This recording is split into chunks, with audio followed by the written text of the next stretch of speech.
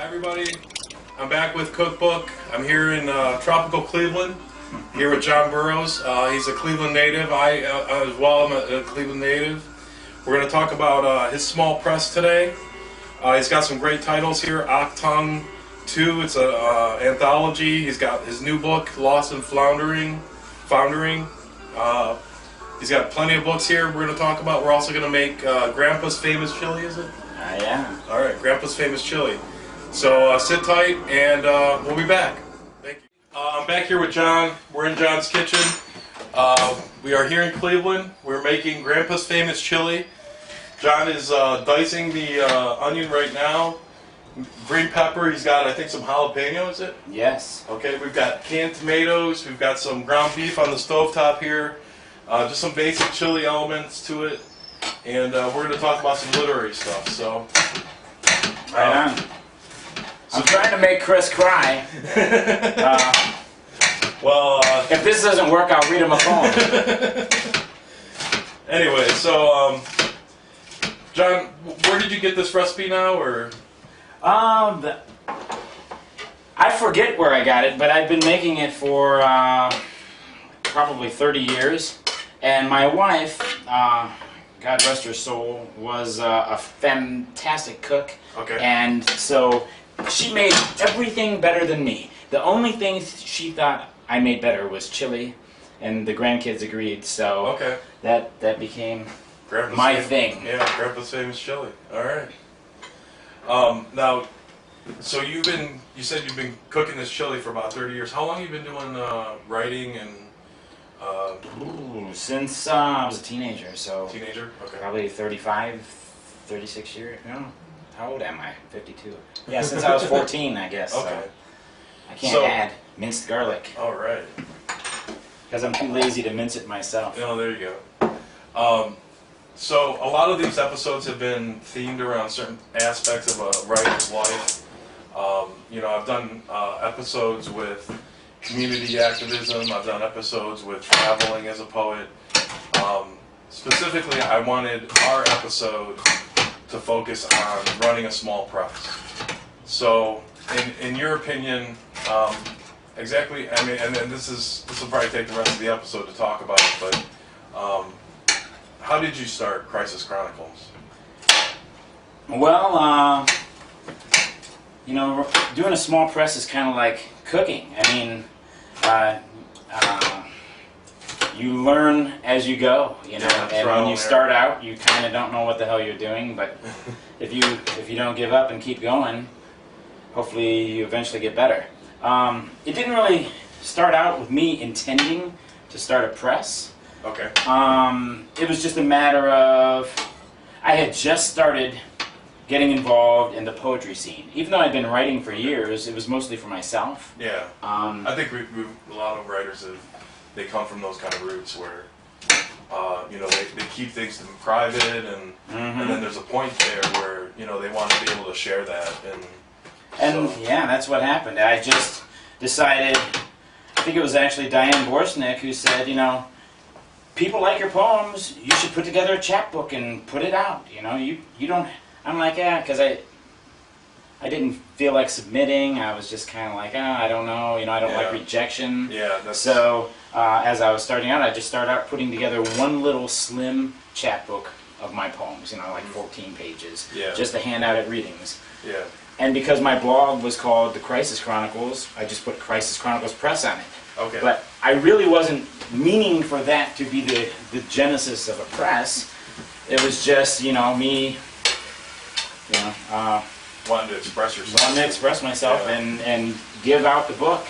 And what happened was about 7 months after I put out that, I decided to do one for my friend Diane Borsnick. I'll put together a chapbook for you, since she liked mine.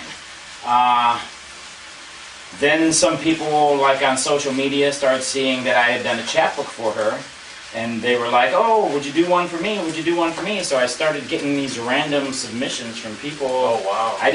Some people I knew, some people I had no idea who they were. Were they all from the community then, or like local community, or? Mostly from the local community, but one was an Egyptian-American poet from Washington, D.C., Yahya Lababadi. Oh, wow. And he was, I was like, wow. And one was Alex Gilson, who was originally from the Cleveland area, but was living in Santa Fe at the time. And I started thinking, wow, these people, think I'm a real press. But it was fun. I enjoyed it. So before you know it, I was putting out, 15 books a year. Yeah. Wow. So is that the number that you're doing currently, like 15 a year, or? That's what I'm aiming for. I think I only got 12 done last year, but most years, yeah, that's the goal. Okay. And that's the goal for this year. So to talk about submissions a little bit, how do you, structure that system, or how do you take submissions in general, or? Yeah, right now I'm kind of technically closed to submissions just because I need to catch up on some books first. Okay. I kind of fell behind last year with my wife being sick and passing away, and I'm sorry to hear that. thank you. But I'm getting caught up now, so I'm hoping that by the end of the year I can start reopening the unsolicited submissions. Yeah. But I still receive them, and read them. Oh yeah. But I don't advertise that I'm looking for them. At the moment. But normally, I put a call up on my website, crisischronicles.com, and share it all over social media, and just get all kinds of people. Yeah, interested. Yeah, and I'm kind of like, I try to focus a lot on Ohio authors, local authors, and give them the bigger recognition they deserve. Mm-hmm. But I'm also interested in, doing authors from all over. I did John G. Hall, who's from Manchester, England, Martin Burke, who lives in Belgium. So we're kind of getting international, but... Yeah. Well, there's niches, and we've talked about that in other episodes even, where there's niches across even just the country or the state of poetry and writers and community, and that support is definitely out there. So some of the things that a lot of viewers might not know, we sponsored a reading in Cleveland years ago. I got John's support, Diane's support. I actually ran a press as well that John was aware of, Chapbook Press, for a number of years, and that went by the wayside and everything. But we used Submittable at the time. Okay. So, John, do you take email submissions, or do you just? Yeah, I've used Submittable to submit to other places, but I don't use it for my press. I just accept Word documents in an email, and... Okay. So how, you said you had started a Crisis Chronicles blog years ago. Mm-hmm. Now, how difficult was that to develop? Well, that took some time too, and it just takes a lot of time to really do it right and get a following. And that was another thing I didn't intend to start. I mainly went to MySpace, which is where it started, because my nephew, was posting family pictures and stuff there, and that was the only way I could see his pictures, was to have a MySpace account. Right. Okay. And then I started discovering, I started just sharing little updates on the blog there, just, for family, not really thinking anybody else would be interested. Mm-hmm. But as I got to meet more people there and started following their blogs, they started following mine, it kind of built up into a thing. I had a lot of followers, but a lot of it was because I just spent so much time doing it and interacting with the other people. Yeah, investing in it. And interacting with their blogs and, responding to every comment and trying to engage people in conversation so they keep coming back. Yeah. And now, were you able to archive any of that, or did you transfer it over? Or yeah, well, at one point, MySpace deleted all their blogs. Okay. But fortunately, I had saved the best stuff, not all of it, but the ones I thought were worth saving, I republished in an archive using Blogger. So Okay. that's And still that's what up you there. run. That's what you run Crisis Chronicles online. Mm-hmm. with? Okay. All using Blogger, which is Okay. free. Right. It's supported by Google and very user friendly. You can do all kinds of stuff with it. So Okay. I like it. Yeah, I know. Like, I mean, I've ran a blog before, and I currently have a website and everything. But, you know, those posts, those blog posts, they can become really complicated, complex. They can become really meaningful to a writer because not only was it, you know, practice for my sake when I would blog, but it was also an expression of, you know, nonfiction and essay craft and things like that, you know. So now, John, you currently write mostly poetry then, correct? Mostly, yeah. I mean, at least that's what I share publicly. You know, I've also been working on a memoir for many years. But Oh, really? I never knew that. yeah, I feel like it needs an ending. You know what I mean? Maybe I'm too young to write a memoir. Right, yeah. Because I don't know where it's going yet, so it's hard to cast the past as going to a certain place when, you know, Yeah, in that's still hindsight, evolving, you know. Yeah. Now we've added chili powder, and we've also added paprika. Paprika Okay. and black pepper and salt. Now, Just have a you little ever used like smoked paprika in this before, or No, I haven't. no? But Okay. I know in the kitchen where I work and everything, we've used the smoked paprika for certain dishes. So. I should try that. I've never had smoked paprika. Oh yeah, that's good.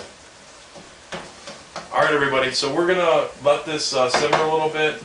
John, you were gonna add tomatoes soon, or Yeah, I'm adding the diced tomatoes And, now, with the juice. with the juice and all. Okay. And we're gonna let this simmer a little bit. We're gonna stir it up a little bit, turn down the heat, and then we're gonna sit down and talk a little more about the Crisis Chronicles books, some of John's own work. He's in between tours right now across how many states?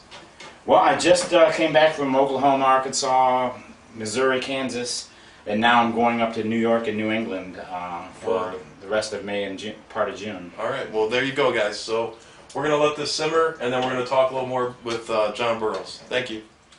Everybody, I'm back here. I'm with John Burroughs. We've got some chili. Hopefully everybody's seen the picture of it. We let it simmer for a little bit. We also added, oh wow, Doritos. Oh, Can't have chili without yeah. Doritos. I was thinking like crackers or something, but Doritos are even better. So John added brown sugar. What else did you add? Puree or paste? Tomato paste, a little more paprika and chili powder. Yeah, I mean the color in this is great with the peppers and everything. We added beans to it as well. Now you drained the beans, correct? I drained the beans, and I used 1 can of light chili beans, or kidney beans, and 1 can of dark. Okay, so just a basic, simple chili. You know, something that John's used to making for his grandkids and his family, and we're going to talk about poetry a little bit more here. So, right here we've got this is the first work of yours, Bloggerel. Oh yeah, that's where it all began. So, In and 2008. you've got this actually in a nice little plastic sleeve and everything. Our humble beginnings. The Humble Beginnings, 2008, John Burroughs, Crisis Chronicles Press. Tell me about the evolution of the design of the books.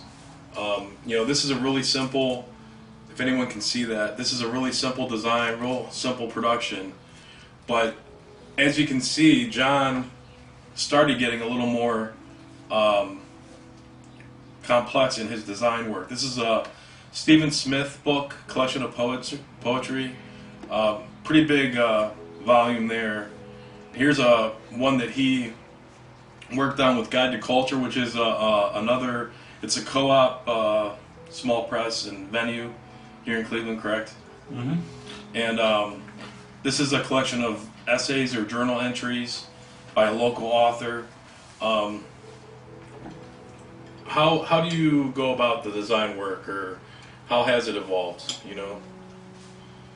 Well, when I started, I was a big proponent of not really caring so much about the outside. It was the inside, the words were most important to me. But as time went on, I realized, yeah, the outside cover shouldn't matter as much as the words inside. But the fact is, the adage is true. Yeah. You can't judge a book by its cover, but if you have a well thought out cover, you're more likely to attract people to read the good words that are inside. So, whereas I used to not think a great cover was essential, now I believe it is. Okay. And sometimes we use, like for example, in these two instances, I chose the cover art, did the design and everything. Okay. This one and in Stephen Smith's.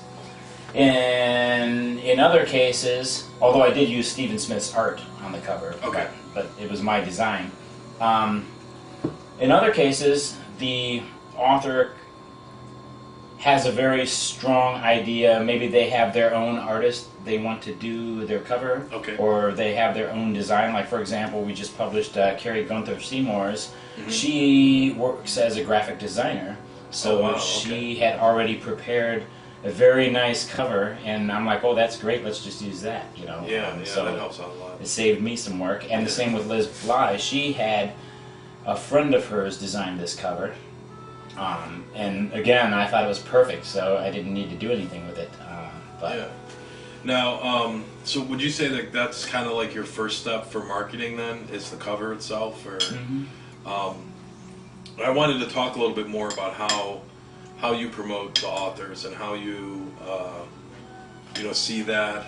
I know you're really engaged in Cleveland in the poetry scene, and actively finding people, reading spots or stuff like that. What kind of steps does the press take to promote the work they publish, or stuff like that? I mean, do you go to small press fairs or anything like that, or? Yeah, recently, and in the past year, I've done small press fairs, conferences in everywhere from Indiana to Maryland to California last year. Oh wow! Wherever I can get and can afford to get and get the time available, I try to make it there. Also, I try to reach out to as many libraries as possible, local bookstores. In some cases, I've even given the bookstores the books just to get them on the shelves, and then if they sell, they pay me. If not, at least they're out there. I also, the biggest promotional device for me, one is the internet. The internet is indispensable.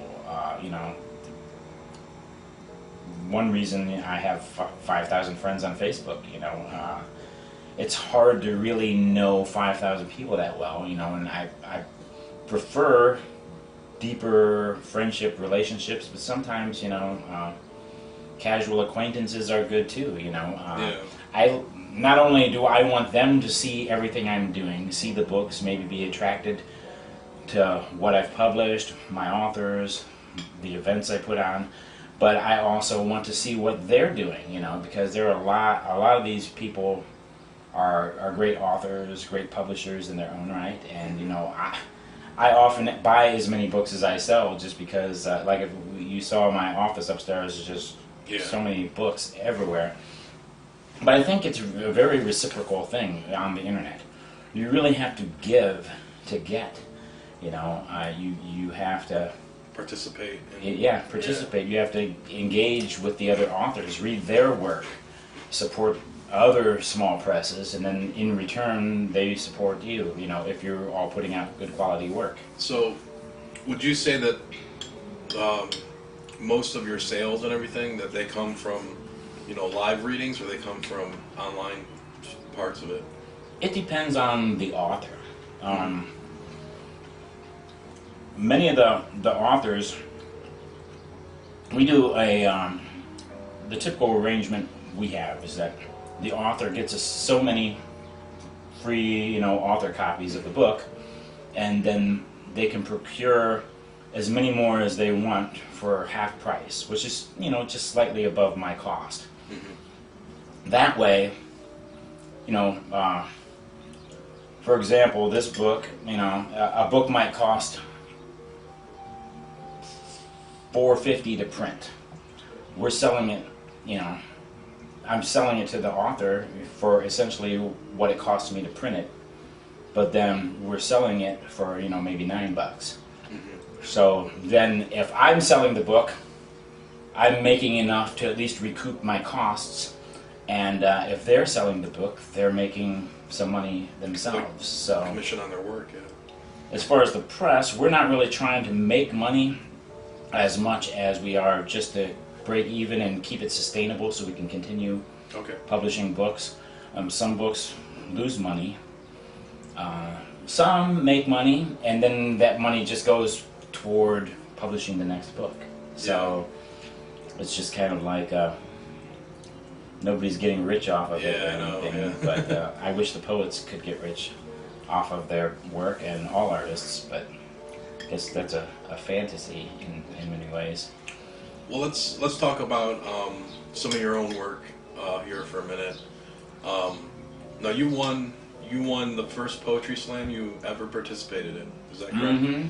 Okay, because I remember years ago when I was younger, I would look for other like-minded writers, other like-minded poets and stuff, and I found live recordings of you doing poetry slams, doing the Hessler Street Fair, doing certain things in the community, and you're really engaging as a performer. Thank you.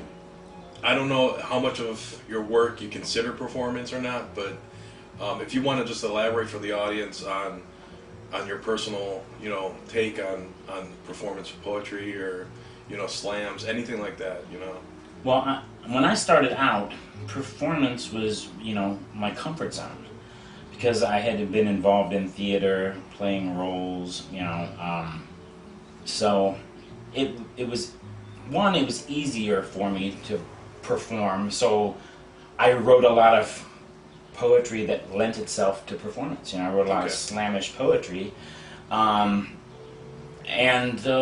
plus, I believed in keeping it interesting. So many poetry readings, people are reading fantastic work, but reading it so, in such a monotone or so lifelessly that people kind of zone out and aren't really paying attention to the words. The words aren't grabbing them, even though the words deserve the attention. So, I wanted, one, it was comfortable for me to perform, and two, I was trying to make it interesting.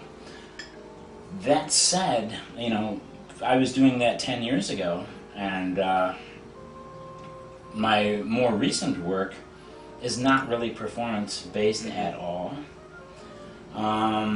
because, I guess it's a thing of getting older.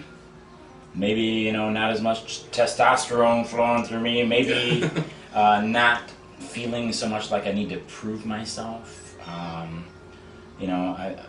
think my newer work, like in this book, is a lot of poems about, loss and coming to terms with loss and evolving as a human being, And so it doesn't really lend itself to performance.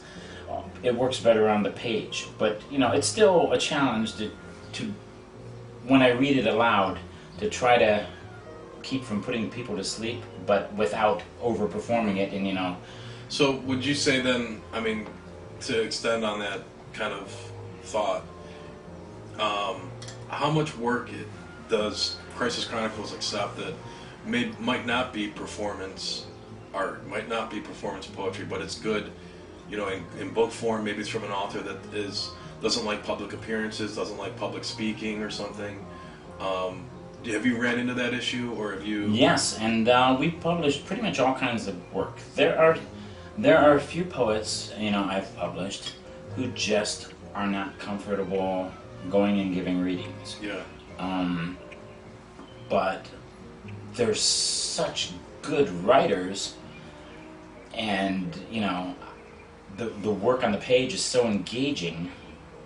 You know, I've published them anyway. You know, in a perfect world, all the authors would get out there and, you know, and like a big rah-rah. give readings and engage people and get people to buy 1 million books. And but you know, that's not. A lot of writers aren't like that. That's not natural for them. Yeah, most of them are hermetic. Or yeah, and that is part of why they're such great writers, because they're, you know, more introverted. So I don't want them to be something that they're not, you know, to sell a book or something. Yeah. It's more important, you know, that they're writing the best work, you know, they can write. That's what I'm trying to do now. You know, I'll throw in a couple, like I'll go give a reading. Like last night, I read at Loganberry Books in Shaker Heights, and I threw in a couple. You know, I started with a performance piece, ended with a performance piece. But you know, those are kind of older poems. Fortunately, the people in the audience hadn't really heard them before, so I could get away with that. But then I sandwiched the more serious, you know, sometimes sad. Well, you know, my performance poems, I tried to be serious too. I mean, I was dealing with serious issues, but I was delivering them, both in the writing and in the live delivery, in a bombastic way, trying to get people's attention. And, you know, now... You're more reserved about it. Yeah, I don't really... I mean, I still like attention, but I don't... Now this is it's different. This is called Lost and Foundering. Lost and Foundering. This is from Night Ballet Press. This is your most recent one. Mm-hmm. It was just published in March by Night Ballet Press, which is run by Diane Borsinek, who's a good friend of yours as well. Mm-hmm. She makes the poetry books into like artworks, you know. Yeah, this is. I think we've spoken about her work as a publisher in other episodes. But so now you're touring to promote this, or just, you know, the press and stuff, or a combination of both. I mean, I'm promoting the book. I'm using the new book as an excuse to go on tour, you know, and visit cool places. But I'm also using it to, you know, support various press authors. Like, for example, I'm going to be in Connecticut, and one place I'm reading with Alan Kleiman, whose book I published through Crisis Chronicles Press. He's a New York attorney and poet. And at another venue, I'm reading with Meg Harris, who is another poet I've recently published. So I'm trying to, you know, do double duty. The press and the new book. Because, you know, the new book in itself, a lot of it's sad stuff. It's, you know, it's hard for me to read, you know. A poem or two in there, you know, I'll break down like I want to cry when I'm reading it, you know. It's nice to have other poems mixed in to leaven the loaf, so to speak, you know, and also to have other poets. So whenever possible, I'm hooking up with other great poets in the region that I can read with too, and not necessarily all Crisis Chronicles Press authors. You know, like in Massachusetts, I'm reading with Gloria Mindock, who's the poet laureate of Somerville, Massachusetts. Barnica too. Yeah, that's her press. Yeah. And with Stephen Haven, who's the director of the MFA program at Lesley University. So people I like and admire, and I like their work. Common goals and everything. Mm-hmm. Okay. So, what do you think? We've talked a lot about kind of the backstory of Crisis Chronicles, the evolution of it, and everything. What kind of future do you think you have in store or have in mind for the press itself? Or that is a good question. Because I'm,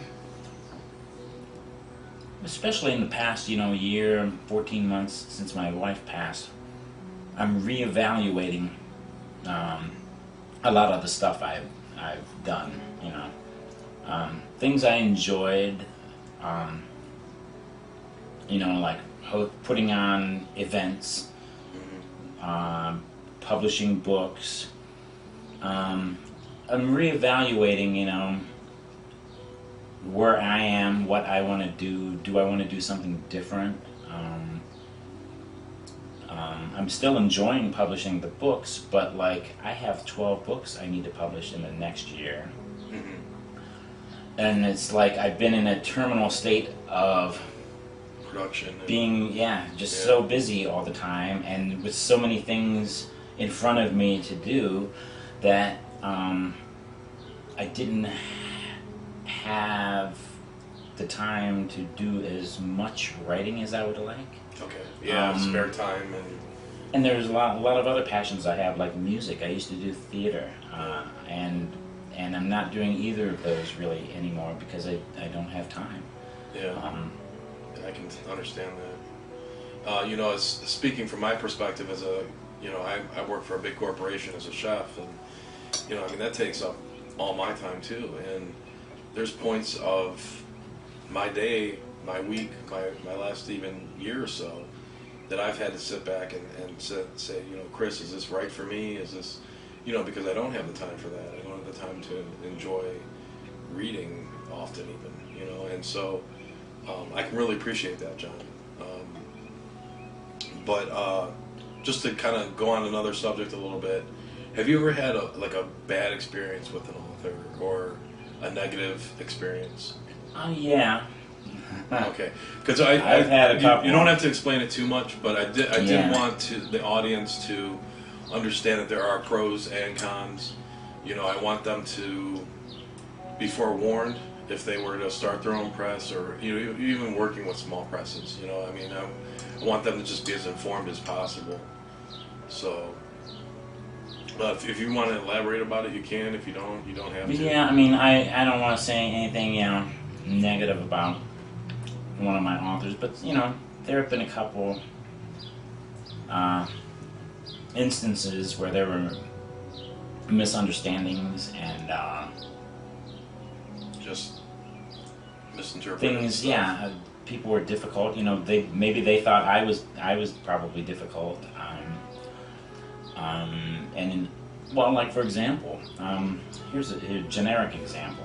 Okay. My mom was very sick for a long time, 2012, 2013, and I was caregiving for her while, doing so many other things and working, and I fell behind on the press. And the same thing happened more recently when my wife was so sick and I was having to spend every day, with her.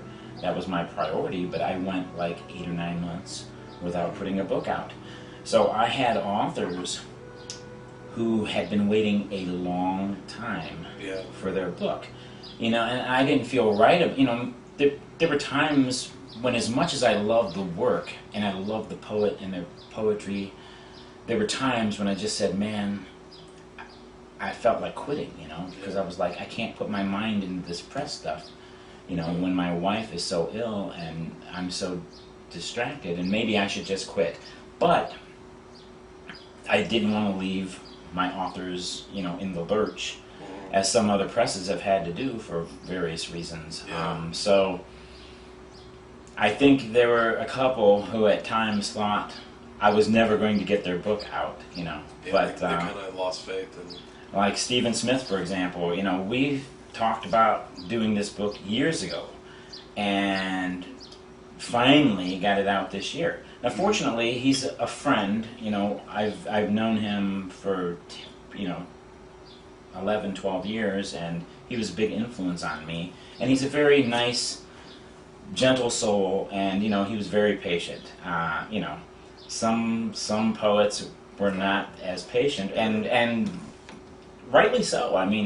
When I accepted their book, they didn't know it was going to take 2 years for me to do the book. Yeah. I told them maybe 6 months, and then life happened, and it took 2 years. So I totally understand, and I'm not, I think complaining about that. That happens more often than people realize. At least inexperienced authors don't realize that happens often.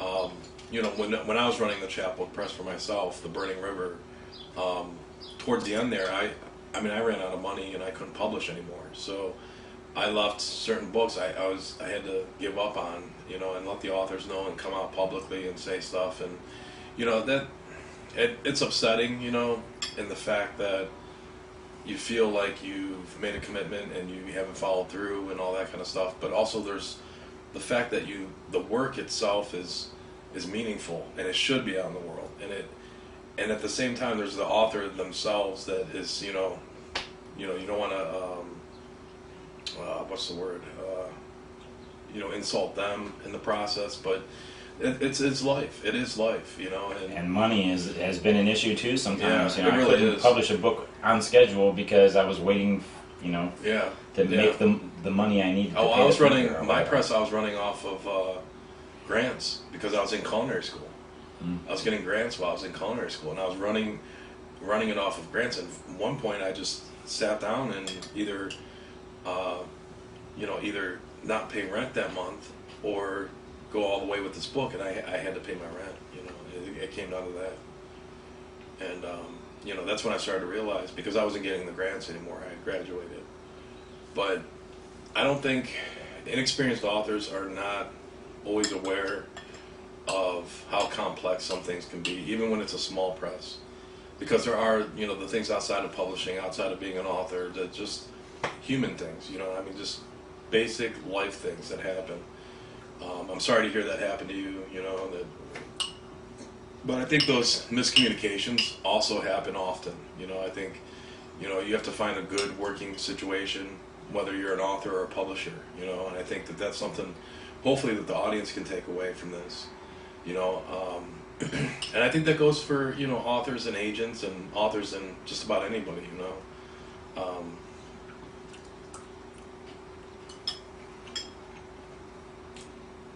I didn't mean to talk so much, John, but I didn't mean to talk so much either. no, it's fine.